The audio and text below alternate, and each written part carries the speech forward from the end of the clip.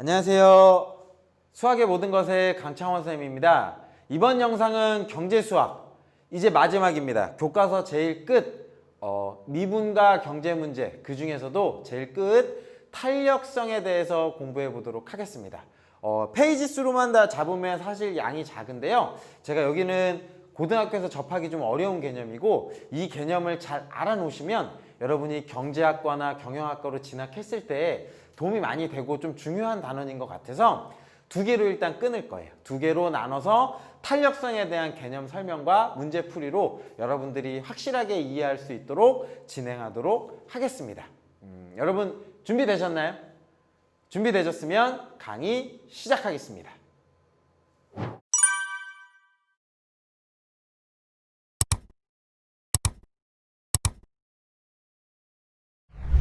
이제 생각열기도 제일 마지막이네요. 이제 생각열기 읽어보면서 오늘 하고자 하는 게 무엇인지 여러분이 한번 생각해 보셨으면 좋겠어요. 자, 세일은 물건을 싸게 판다는 뜻인 박앤세일을 줄임말로 우리나라에선 통상 세일이라고 한다.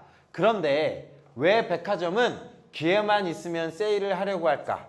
얼른 생각하면 싸게 팔면 손해일 것 같은데 말이다.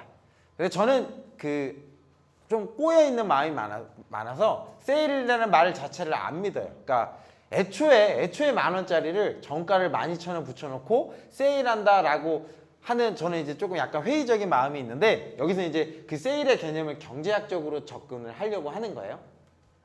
어떤 백화점이 평상시에는 원가 7,000원인 청바지를 10,000원에 팔아서 3,000원의 이익을 남기고 있습니다. 그랬을 때 한 벌당 3,000원의 이익을 남기고 있는 셈인 거죠. 그런데 세일 기간에는 10% 할인을 한대요. 10,000원짜리 청바지를 9,000원에 팔고 있다. 그러면 한 벌당 이익은 1,000원이 줄어들어서 2,000원씩 줄어드는 거예요.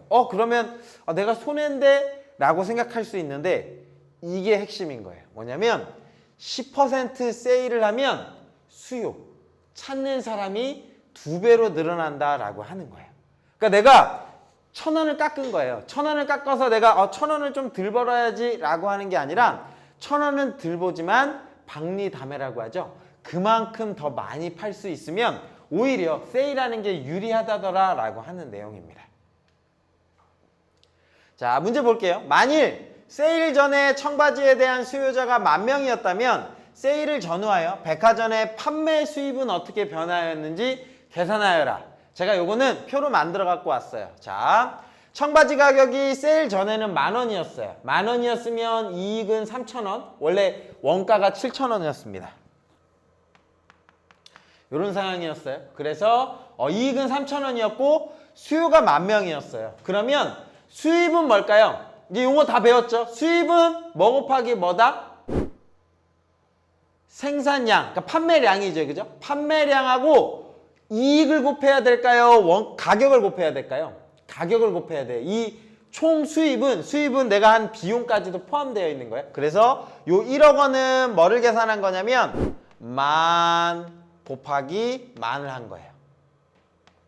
요걸 해서 1억 원이 나온 거고요. 요건 판매 수입입니다. 물론 이윤하고는 다른 개념이에요. 그리고 요 수익은 얼마가 되는 거예요? 9,000원 곱하기 20,000입니다 라고 써주시면 요 값이 판매 수입입니다. 그러면 세일하는 게 더 유리하네요. 그쵸? 2번 문제입니다. 만일 세일 전에 청바지에 대한 수요자가 10,000명이었다면 세일 이후에 백화점이 얻게 된 이익의 증가분은 얼마인지를 계산하래요. 이익의 증가분입니다.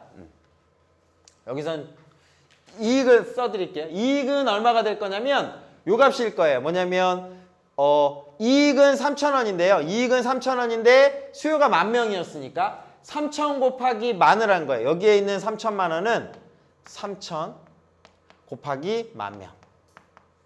이렇게 만들어진 거고요. 여기에 있는 4,000만 원은 이익은 2,000원인 거예요. 2,000원 곱하기 얼마냐면 20,000 이라고 해서 이익은 3,000만 원, 4,000만 원입니다. 근데 묻는 거를 한번 잘 보실래요? 뭐라고 주어져 있냐면 이익의 증가분이에요. 이익의 증가분이라고 하는 건 뭘까요? 얼마만큼 증가했나 이건 거죠. 그죠? 봤더니 3천만 원에서 4천만 원으로 이익의 증가분은 1,000만 원이 되겠네요. 그죠?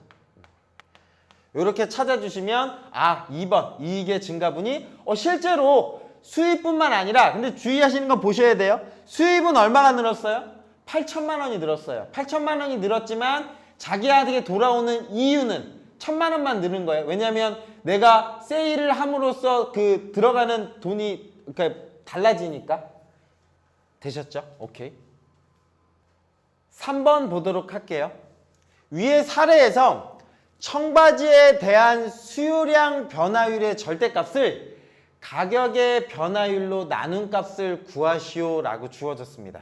근데 이 3번이 우리가 지금 앞으로 얘기하려는 이제 탄력성에 대한 내용이거든요. 그래서 먼저 3번은 탄력성에 대한 개념 설명을 마치고 마지막에 실제로 이 3번에서 탄력성에 대한 개념을 계산하도록 하겠습니다. 그러니까 3번은 뒷부분에서 제가 알려드릴게요. 아마 다음 강의가 될 것 같긴 합니다. 넘어가겠습니다.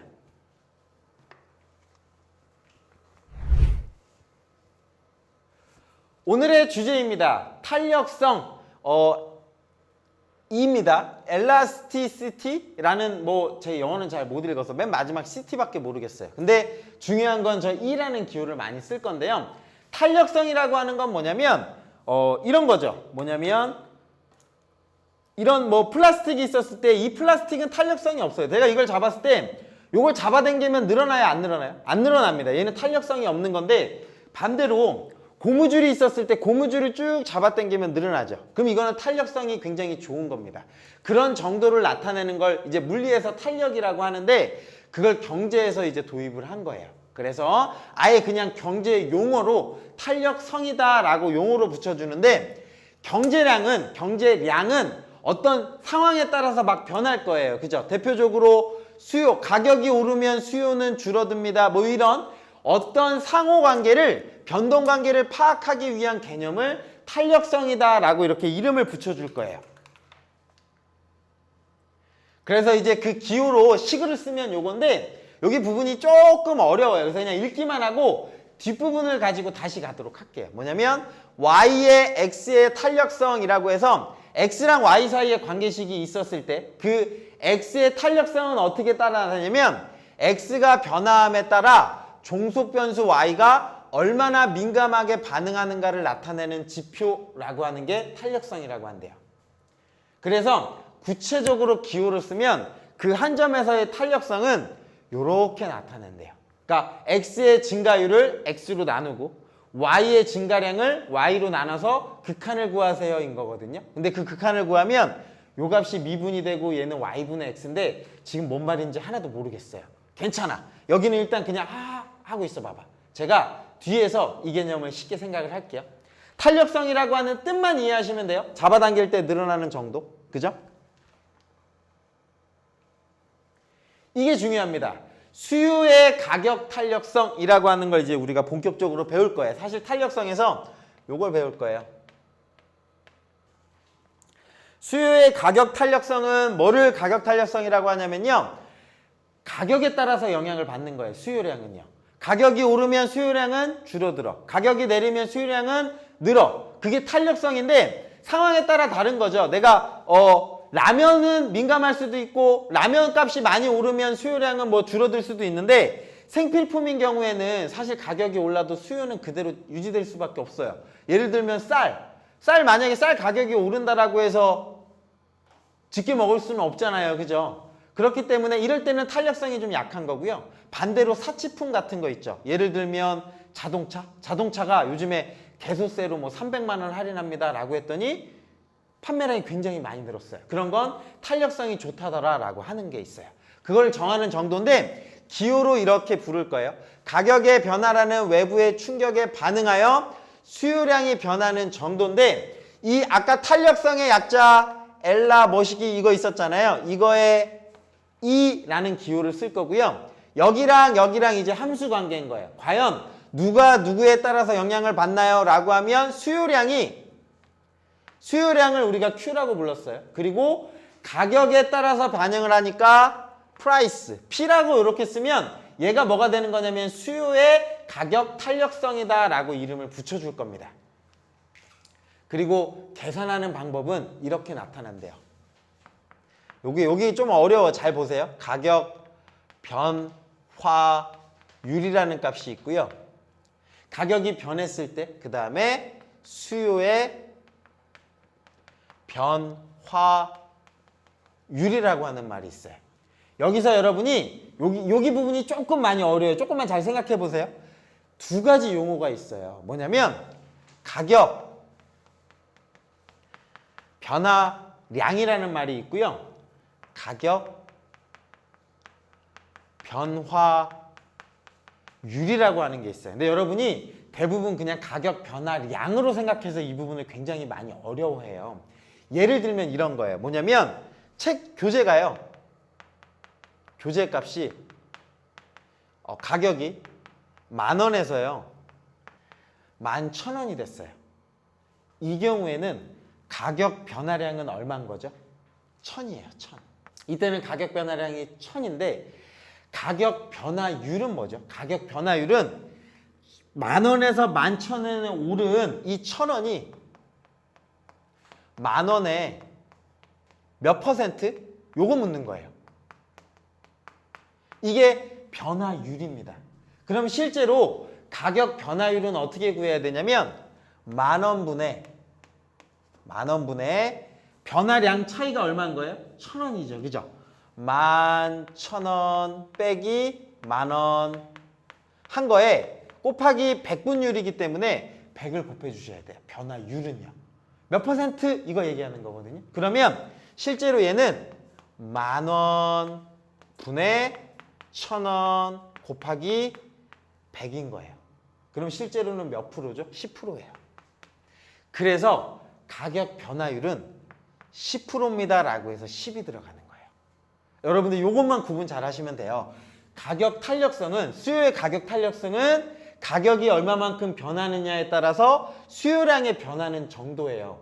그러니까 가격이 올라도 수요량이 별로 영향을 안 미치면 탄력성이 낮은 거고, 가격이 조금만 변동해도 막 수요량이 많이 변하는 거예요. 이럴 때는 탄력성이 높다라고 하는데 정의 자체가 결국은 비율이잖아요. 가격이 변할 때의 수요의 변하는 비율인데 변화량이 아니라 변화율이에요. 가격 변화율분의 수요 변화율. 그래서 요게 정의입니다. 가격 탄력성의 정의인데 변화량과 변화율의 차이 요거 구분하실 수 있으셔야 돼요. 자, 그럼 그 값을 식으로 세우면 이런 거예요. 뭐냐면 원래 가격분의 가격 변화분. 그러니까 실제로 여기 가격 변화율이잖아요. 이 가격 변화율은 1,000원이 들어가는 게 아니라 이 변화율 10이 들어가야 되는데 그 10이 어떻게 들어가는 거냐면 요 값이에요. 요 값. 그러니까 여기에 있는 이 10,000원이 원래 가격이었어요. 원래 가격 중에 얼마 차이 났어요? 라고 해서 요 값이요. 원래 가격 중에 얼마 변했어요? 해서 10,000원분의 1,000원인 거야. 그리고 원래는 변화율이니까 곱하기 100 곱하기 100을 원래는 사실은 써줘야 돼요. 퍼센트니까. 제가 지금 쓴 요 과정이에요. 그런데 어쨌든 100 그냥 어떻게 돼요? 약분되죠. 약분돼서 요 식이 이렇게 싹 사라져요. 그래서 요 값을 계산하세요 라고 하면 요 가격 변화율은 요거 생각하셔야 돼. 변화량 그냥 단순하게 그 값 쓰는 게 아니라 퍼센트로 쓰는 거예요. 퍼센트로 써서 이 가격 변화율은 어떻게 쓴다? 원래 가격분의 얼마만큼 차이 났다고요? 그 차이값, 가격 변화량. 량이라고 해도 되겠죠? 여기에서 량은 이 위에 거, 그리고 곱하기 얼마? 100을 한 거 분의 원래 이런 거예요. 원래 요거 분의 누구냐면 수요 변화율도 똑같은 거예요. 수요 변화량이 아니라 수요 변화율이잖아요. 그러니까 원래 수요가 있었어. 원래 수요 중에 얼만큼 변했니? 수요 변화량 곱하기 100을 한 값을 얘를 가격 탄력성이라고 부를 거예요. 그런데 100 어떻게 된다고? 약분된다 라고 해서 그냥 요렇게만 써주시면 돼요. 실제 계산할 때 이제 저게 머릿속에 와닿으셔야 돼요. 되셨나요? 그걸 이제 기호로 쓸게요. 기호로 쓰면 가격, 원래 가격은 뭐예요? P 되셨죠? 그 다음에 델타 P가 뭐인 거예요? 이 델타 P가 변화량 차인 거예요. 1000원. 오케이. 요 Q는 뭐예요? 수요량. 수요량분의 델타 Q는 뭔 거예요? 델타 Q는 수요의 차이. 그래서 이것분의 이거 계산해 주시는 건데 요거를 요렇게 곱해 주시면 되죠. 그죠? 곱해 주면 요 식이 만들어져요. 델타 P분의 델타 Q 곱하기 Q분의 P가 붙습니다. 요 공식을 머릿속에 일단 기억을 해주세요. 이게 가격 탄력성 계산하는 공식이에요. 여러분 이걸 사실 외워야 돼. 근데 이 외우지지가 않으니까 이 개념이 머릿속에 와닿아 있어야 돼요. 그리고 탄력성은요. 여러분 양수를 일단 만들어 줄 거예요. 계산하기 편하기 위해서. 그래서 탄력성은 양수로 만들어 줄 건데 여러분 수요의 법칙 기억나시나요? 가격이 오르면 수요량은 줄어들어요. 그렇기 때문에 요거 가격 탄력성이 기본적으로 무슨 부호를 가질 수밖에 없냐면 마이너스를 가질 수밖에 없어요. 그런데 탄력성을 만들어주기 위해서 양수로 만들어주기 위해서 마이너스를 붙여주는 거예요. 이해되시나요? 그래서 사실은 절대값을 씌워줘서 자 마지막 수요량의 가격 탄력성 공식에 뭐를 붙여줘야 되냐면 음수가 나오면 무조건 절대값을 씌워서 양수로 만들어줘야 돼요. 오케이?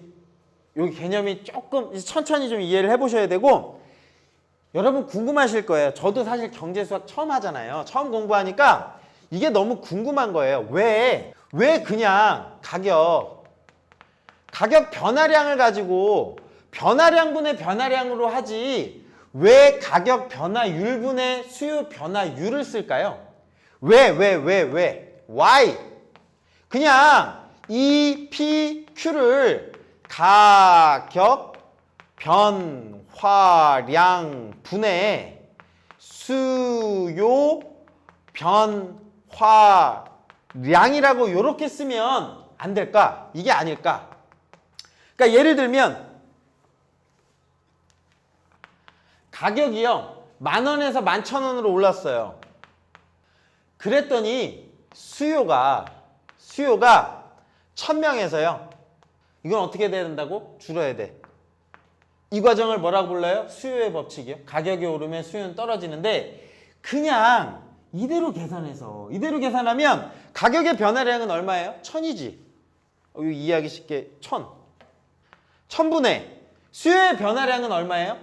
1000입니다 라고 해서 그냥 요거 약분하면 1 요렇게 하면 편한데 이게 아닌 이유는 왜 그러냐면 두 가지가 있어요. 우리가 이 변화율이라고 한 거는 단위를 다 생략한 거예요. 이거는 그냥 백분율이니까 비율로 따져줘야 다양한 경우에 얘를 공통적으로 노멀하게 찾을 수 있어서 그런 거예요. 예를 들면 이게 만약에 이걸 쓰는 이유가 두 가지가 있는데요. 만약에 삼겹살에 대해서 생각을 해볼게요. 삼겹살이 1,000원이 올랐어요.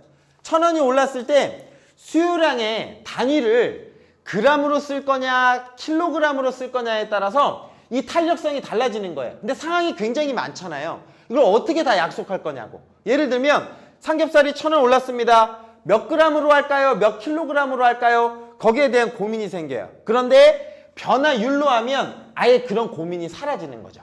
그래서 첫 번째는 그것 때문에 그렇고요. 두 번째는요. 이 원 단위가 너무 또 차이가 많아서 그래요. 예를 들면 10,000원의 가격 변화가 삼겹살의 수요에는 영향을 많이 미칠 거예요. 그러니까 이 가격 변화율이 만약에 그냥 단순하게 가격 변화량이라고 해서 10,000원이에요 라고 해서 10,000원으로 쓰잖아요. 그러면 상황에 따라서 굉장히 달라집니다. 뭐냐면 삼겹살은 10,000원이 오르면 수요량이 어떻게 돼요? 급격하게 변해요. 100g에 예를 들면 한 근에 10,000원이던 삼겹살이 한 근에 20,000원 됐어. 그럼 수요량이 어떻게 돼요? 무지하게 줄어들죠. 당연할 거예요. 그런데 자동차라고 생각해 볼게요. 자동차에서 10,000원이 올랐어요. 수요에 영향 미칠까요? 2,000만 원, 3,000만 원은 자동차에 가격이 그냥 10,000원 올랐어요 하면 그거에는 수요가 전혀 영향을 안 미치거든요. 그런 단위를 맞춰주기 위해서 이런 단순히 변화량과 변화량으로만 파악하면 얘가 이제 통일이 되는 게 아닌 거예요. 그러니까 자동차의 수요 가격 탄력성과 삼겹살의 가격 탄력성을 비교 대상이 불가한 거죠. 그걸 맞춰주기 위해서 백분율로 그냥 계산하는 거, 비율로요. 뭐분의 뭐, 뭐분의 뭐로 계산한다더라. 요 개념을 이해하시면 아 귀찮지만 이렇게 해야 되는구나 여러분 생각하실 수 있을 거예요. 이해될까요? 이거 좀 말이 길었어요. 왜냐면 저도 이게 굉장히 이해가 안 갔거든요. 그래서 여러분은 어떻게 하면 이해할까라고 해서 찾아봤어요. 찾아봤더니 그래서 그냥 이렇게 쓴다더라 라고 하더라고요. 오케이 됐나요? 그래서 첫 번째 여러분 가격 탄력성에 대해서 여러분 지금 잘 기억을 해 주셔야 됩니다. 됐죠?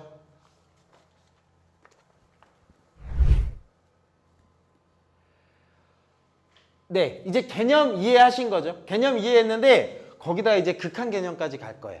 어떤 하나의 값에서의 수요의 가격 탄력성 구하시오라고 하면 이건 거예요. 여기가 여러분들 어려울 것 같아서 제가 많이 써드리는 겁니다. E, P, Q 뭐라고요? 가격에 대한 수요에 대한 탄력성을 계산하세요 라고 하면 뭐다? 가격 변화율 분의 수요 변화율이라는 거 이해하실 수 있어야 되고요. 변화율은 뭐다? 원래 가격. 요거 기억나시죠? 요거 따라오셔야 되고 요걸 제가 기호로 써볼게요. 기호로 쓰면 원래 가격 P분의 가격의 변화량 델타 P 원래 수요 Q분의 델타 Q가 되는 거였어요. 근데 요거를 원래는 이렇게 곱하고 이렇게 곱한 거니까 델타 P 곱하기 Q분의 델타 Q 곱하기 P라고 쓸 수 있죠. 그러면 얘는 순서 바꿔줘서 델타 P분의 델타 Q에다가 곱하기 Q분의 P라는 이런 식이 만들어질 거예요. 그런데 나 한 점에서의 가격 탄력성이 필요합니다 라고 하면 여기 식에다가 뭐를 붙일 거냐면 리미트를 붙일 거예요. 델타 P를 가격의 변화량을 굉장히 작게 살짝 움직일 거예요 라고 해서 델타 P를 0으로 보낼 거예요. 그럼 이 값이 어떻게 되냐면 리미트 0으로 가면서 델타 P분의 델타 Q에다가요 곱하기 Q분의 P라고 이렇게 쓸 수가 있어요. 그런데 이 값이 뭔 거예요? 이 값이 미분한 거예요. 그죠? 가격이 변했을 때 Q가 얼마만큼, 수요가 얼마만큼 변했어요? 순간의 접선의 기울기 구한 거예요. 그거니까 미분값이라서 이 값이 어떻게 되냐면 dQ, dP라고 하는 거예요. 무슨 뜻이다? Q가 P에 관한 함수인데 그 Q를 P로 미분하세요. 미분하고 그냥 곱하기 얘가 붙어야 돼요. Q분의 P가 붙습니다 라고 하는 요 값이 실제로는 가격 탄력성이 되는 거예요. 아까는 개념 설명한 거고 실제로 가격 탄력성을 구하세요 라고 하면 리미트까지 보내야 돼요. 리미트까지 보내서 결국은 미분값으로 계산이 되는 거예요. 이것 때문에 우리가 미분을 배운 겁니다. 오케이? 앞에 미분 이해되시죠? 요거 자체가 정의고 개념을 이걸로 이해하셨으면 리미트까지 보내버리세요. 리미트로 보내버리면 그 값이 뭐가 된다? 미분 곱하기 Q분의 P가 됩니다 라고 하는 거 여러분이 생각해 주셔야 됩니다. 근데 요 값이 한 점에서의 수요의 가격 탄력성인데요. X의 변화율에 비해서 X가 살짝 변했는데 Y가 많이 변했어. 그건 탄력성이 큰 거예요.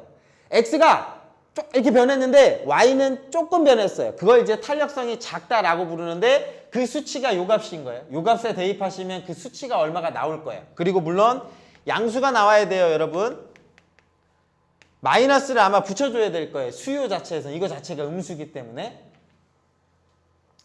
그리고 이제 약속을 할 거예요. 그 단위가 1이 기준이 되는 거예요. 이 값이 이걸 계산했을 때 1이 되는 순간이 딱 정확하게 이거의 비율과 이거의 비율이 똑같은 거예요. 뭐냐면 자 이런 개념이에요.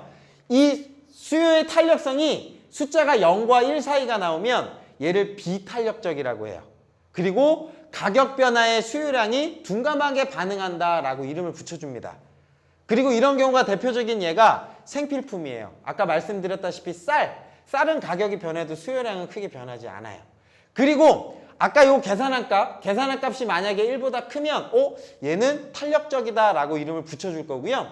얘는 가격 변화의 수요량이 예민하게 반응하는 거예요. 대표적인 게 사치품, 자동차, 그 다음에 뭐 담배 뭐 이런 것들 있잖아요. 그죠? 기호품들은 이런 거에 영향을 많이 미친다더라 라고 생각하시는 거고, 세 번째, 딱 이 값이 1이 나오는 게 기준인 거예요. 만약에 단위 탄력, 이 값을 뭐 1이 나올 때를 뭐라고 부르냐면 단위 탄력적이라고 부르고, 개념은 정확하게 이거의 증가분과 이거의 감소분이 똑같아요. 뭐냐면 가격이 1% 증가했는데 수요가 1% 딱 감소하는 거예요. 요 경우가 얘는 그냥 딱 또이또이인 경우예요. 또이또이인 경우.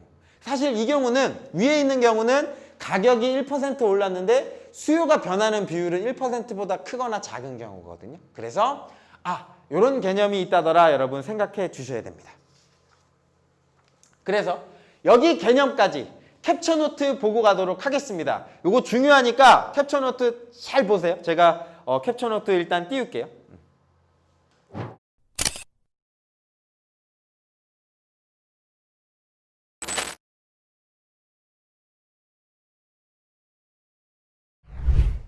자, 예제를 통해서 이해해 보도록 할게요.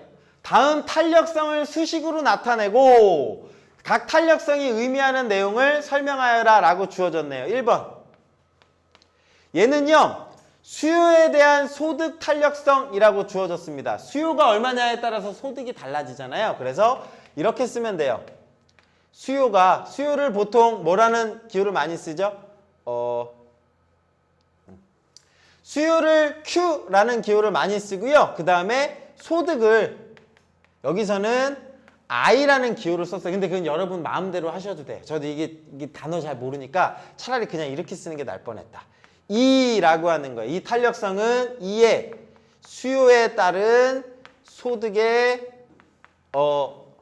탄력성입니다 라고 하는 거고, 이가 계산하는 건 그냥 어떻게 된다? 이건 거예요. 수요 변화량이 아닙니다. 율분의 이렇게 되는 거예요. 소득 변화율입니다 라고 하는 거고, 이거 제가 어려우니까 그냥 한번 친절하게 써드릴게요. 이건 뭐다? 원래 소득, 원래 수요 분의 수요 변화량 그리고 원래 소득, 이거 자체가 정의입니다. 그리고 난 다음에 뭘 씌워야 되냐면 이제 리미트를 씌우는 거예요. 리미트를 씌우면 저 값이 뭐로 변한다? 미분으로 바뀐다. D 소득. 누구로 미분한 거? D 수요.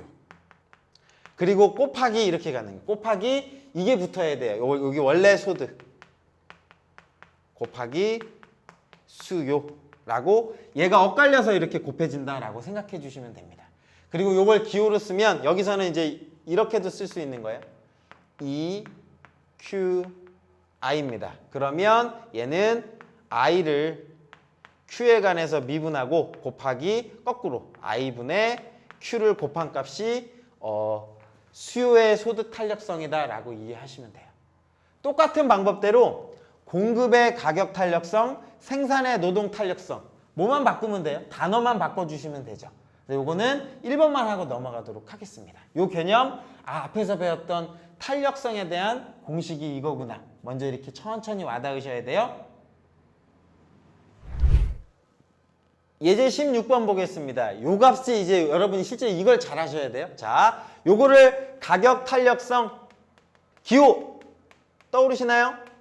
이렇게 되는 거고, 가격과 수요에 따라 결정돼요. 가격에 따라서 수요 Q가 결정됩니다 라고 이렇게 쓸 수 있어야 되고, 얘가 뭐라고? 이제 생략할게. 그냥 기호로만 쓸게. DQ, DP 곱하기 누가 붙는 거다? 요게 엇갈려서 Q분의 P가 곱하는 거다. 이게 와닿으시면 탄력성 이해하신 거예요. 원래는 사실 이 값이 붙어야 되는데 이게 붙었잖아요. 이게 붙은 이유는 왜 그렇다? 증가 분에 대해서 계산해서 그런 거예요. 오케이, 다 됐어. 그러면 이때 P값이 2일 때예요. P가 2일 때 그러면 당연히 Q는 얼마가 될까요?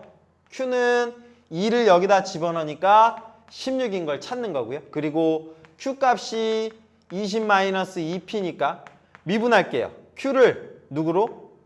P로 미분할게요. Q를 P로 미분하면 얘는 그냥 -2 나오는 거죠. 따라서 2P Q 값은 누가 되냐면 -2 곱하기 Q분의 P를 곱하셔야 됩니다. 그런데 요 값을 여기에다가 대입해야죠. 구체적인 저 값일 때 구하는 거니까 마이너스 2 곱하기 Q가 16 그리고 P 값이 얼마냐면 2가 이렇게 만들어져요. 그러면 땅 곱하면 8분의 1이니까 마이너스 4분의 1 나옵니다 라고 하시면 주의하셔야 돼. 뭐였죠?